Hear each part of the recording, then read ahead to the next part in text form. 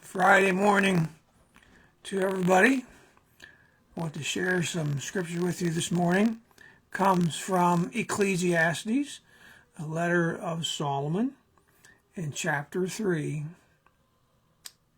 To everything there is a season and a time to every purpose under heaven, a time to be born and a time to die, a time to plant and a time to pluck up that which is planted, a time to kill and a time to heal, a time to break down and a time to build up, a time to weep and a time to laugh, a time to mourn and a time to dance, a time to cast away stones and a time to gather stones together, a time to embrace and a time to refrain from embracing, a time to get and a time to lose, a time to keep and a time to cast away, a time to rend and a time to sow, a time to keep silence and a time to speak, a time to love and a time to hate, a time of war and a time of peace. What profit hath he that worketh in that wherein he laboureth? I have seen the travail of God hath given to the sons of men to be exercised in it. He hath made everything beautiful in his time. Also he has set the world in their heart, so that no man can find out the work that God maketh from the beginning to the end. I know that there is no good in them for a man to rejoice and to do good in his life, and also that every man should eat and drink and enjoy the good of all his labor. It is the gift of God. I know that whatsoever God doeth, it shall be forever. Nothing can be put to it, nor anything taken from it. And God doeth it, and men should fear before him. That which hath been is now, and that which is to be hath already been, and God requireth that which is past.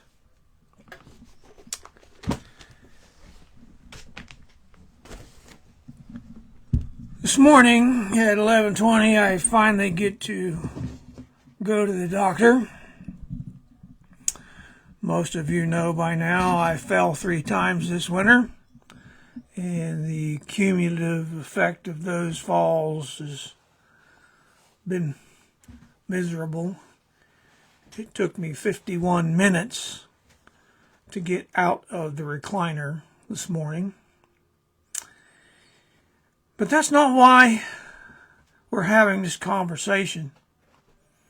2 days ago, I saw my first 2025 baby spring rabbit.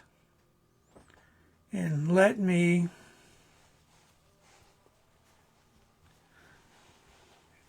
introduce you to him. If he's going to have a name, it'll be mine, Bunny. His mother, for whatever reason, decided to dig her nest in the horse manure pile out at the barn. And 2 days ago, when I cleaned the barn. Did you hear him squeak? 2 days ago when I cleaned the barn, there he was by himself out on top of the manure pile, rooting around. His eyes aren't even open yet. And I meticulously looked around and I finally found the nest. And I carefully picked him up without touching him and put him down in the nest, and then continued to clean the barn. And on the second or third wheelbarrow full of horse exhaust out, he was back out of the nest along with one of his brothers or sisters. So I shooed them all in the nest and went about my work. Yesterday when I did the barn work, I took a peek around and everybody was in their nest. Not the case this morning. When I took the first wheelbarrow load out, there was Bunny laying out on top of the manure pile, soaking wet, and he was totally motionless. I figured he was dead. So I just continued to do the barn work. After the last load, I decided to stick my finger down in the nest and see if the other babies were still in there, and they were, and I could tell they were warm. And when I did that, you hear him again? When I did that, he moved his right front leg. So I carefully picked him up, put my hand in my jacket pocket, and proceeded to come to the house. Got Darla out of bed and asked her to meticulously clean one of our eyedroppers, while I took a pinch of brown sugar and a little bit of milk, warmed it. And I've been warming his little terry towel washcloth with the hair dryer. And he's finally dry now, and he's reasonably warm now. I don't know if the little guy's going to make it or not. He really needs his mother's milk, and I'd like to put him back in the nest. But for 3 days, he's proven he can't stay in there. And if he's going to have a chance at life, I guess he's going to depend on the milk of Lee's human kindness. I will say, he's got more than a couple of good drops of milk in his belly. I just kind of wiggle it around, and he sticks his little tongue out, and I put about a half a drop on it, and I watch him drink it in.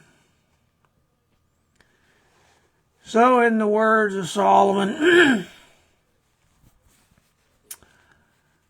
I don't know if it's a time for Bunny to die or not. On Clean Air Christian Radio, today's Friday favorites were David plays listener requests. And on the way walking out to the barn this morning, I texted David and I asked him to play by the group Sound Doctrine. That's what the preacher said. And the guy in this song, you can hear his pastor preaching in the background, and he preaches like my grandpa Persley did. They call it the West Virginia rattle. They just to get it, and they kind of go between each phrase. I just love that song. It reminds me of my days in Grandpa's church.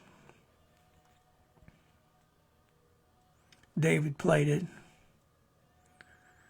This was all before I found Bunny outside the nest, belly up, presumed dead and soaking wet.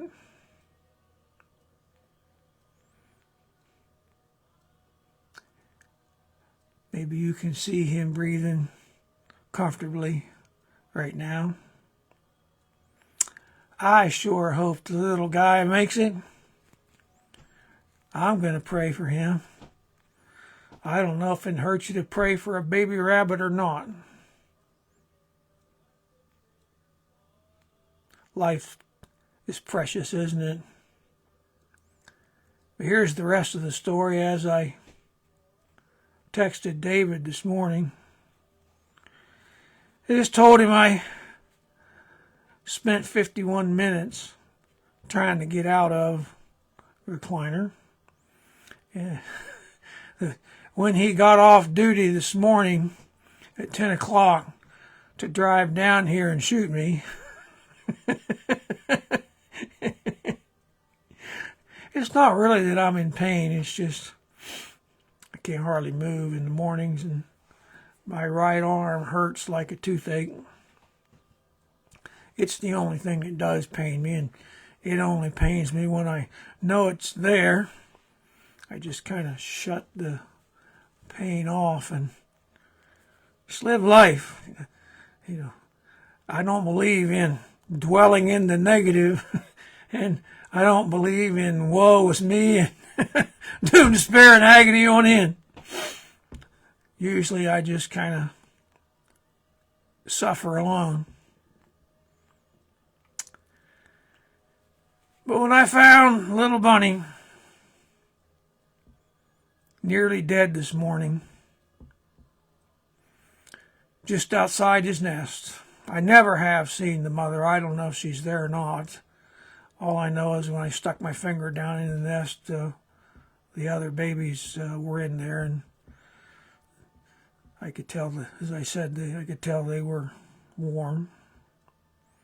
So I don't know if little Bunny's got nerves or not. Pretty weak. The warmer he gets, the more active he becomes. There he got a little tiny smidgen. When I go off air this morning, I'll take the hair dryer and from the outside warm up his little nest again and get him all nice and warm. And when I have to go to the doctor, I'll have to find something to put him in and prop him up in his little green washcloth nest. If you've been following my unplanned, unannounced sermon series, Paul in Prisons, you'll recall that not this past Sunday, but the Sunday before, the title of that prison message was, Is Your World Upside Down? Well, no matter what set of circumstances you find yourself in, God's already been there. I read that to you this morning in Ecclesiastes 3. And not only is God already there, nothing can be taken and nothing can be added from it. It is what it is. we can pray for one another. We can encourage one another. And we can offer a hand of help. Like Mary Poppins said, accentuate the positive. And Jesus said, come unto me, all ye that are labored and heavy laden. Come unto me, and I will give you rest. That's the Lee transliteration of that scripture. So for now, goodbye. God bless. And if you feel like it, pray for Bunny.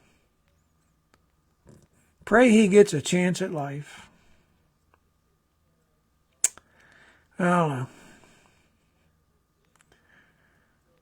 Life's a very precious and a very tender thing. And I think it's rather odd that the first baby rabbit of the season I see